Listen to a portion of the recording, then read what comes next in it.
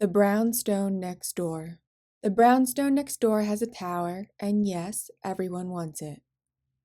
It once belonged to a little old family. I say so because they were very little and very old, and never ventured further into their home beyond the first floor. The second floor, they tried to rent to other little people like themselves, 10 inches tall, of course, and this never worked out.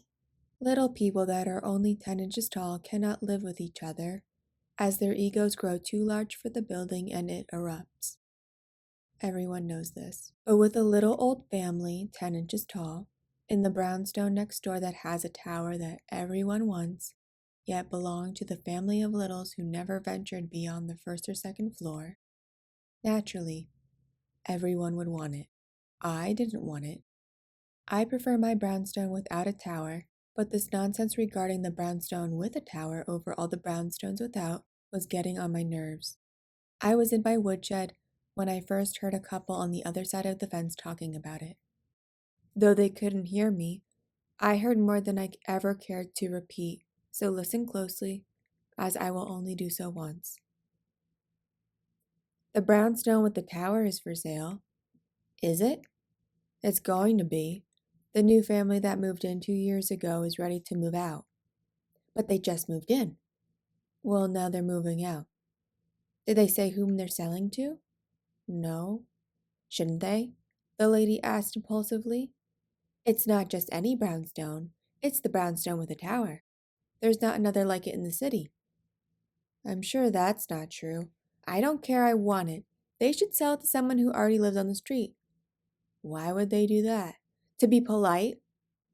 But we never even introduced ourselves to them when they moved in. Well, don't be stupid. I waved once, that counts. This isn't the kind of place where we how do you do your neighbors. We're brownstones, not insufferables. Brownstones? You say that like we're a collective of people. Well, we are.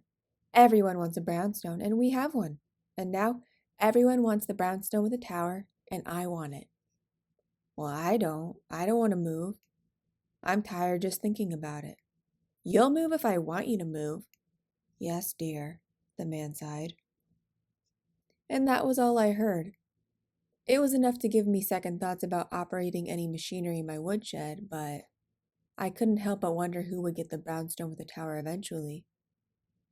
That's when the fires started. Some person went around lighting flower boxes on fire. It was horrible and oddly impressive, given how wet my own flower boxes are. I tend to overwater. But the fires were put out and the brownstone had unseemly black char marks along the windows and some, it's whispered, touching the brownstones themselves. I've looked, but I can't believe it. It's only a matter of time before someone sets that tower on fire, only to keep someone else from having it. It was a shameful thought, but I thought it. Retirement can do that to a person. By the time you've come to see so much, all you have seen is frighteningly familiar. But after the fires to the flower boxes, someone purchased the brownstone with the tower. From what I saw, it was not the couple who wanted it. Or rather, she wanted it and he did not. Instead, the home went to a single man with a black brim hat and a black coat and a pair of gray trousers and black shoes. I felt comfortable with him from the moment I saw him, but as the lady said, we did not how do you do each other, and the door was shut after his short flight up the stairs. I went to bed that night anticipating another dreamless sleep, but instead I heard the strangest noises coming from the brownstone next door. They were of sobbing, and I had half a mind to go and comfort the man, but if I were sobbing alone in my own brownstone, another person entering it would be the last thing I would want, much less a neighbor. Sad to say, I did nothing. He was a grown man, I was a grown man. We both seemed retired from the look of it. And whatever he has going on with him, he can get on well enough on his own. It's not appropriate for me to get in the way. But the sobbing wouldn't stop. And it wouldn't stop and wouldn't stop. It grew so loud that it could be heard from outside the street, amongst the passers-by. Police came, but they couldn't get inside, for not even the windows would break, and the sobbing was endless. It led to more havoc amongst the brownstones. More fires to flower boxes and to small bits of grass and to unfortunate bags of dog feces lit a flame upon the doorstep.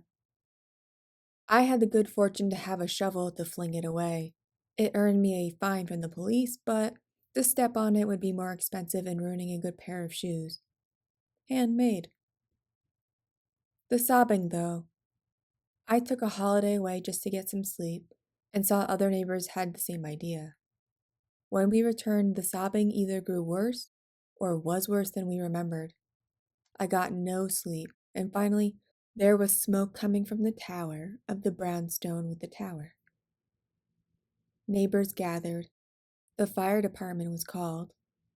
Firemen couldn't get inside the building or through any of the windows, and by the time they were able to hack apart the tower at the base on the rooftop, a horribly dangerous enterprise, as the roof was ready to collapse, the smoke covered every brownstone on the street and made them black with soot so thick it felt like it was seeping in through the pores of the walls.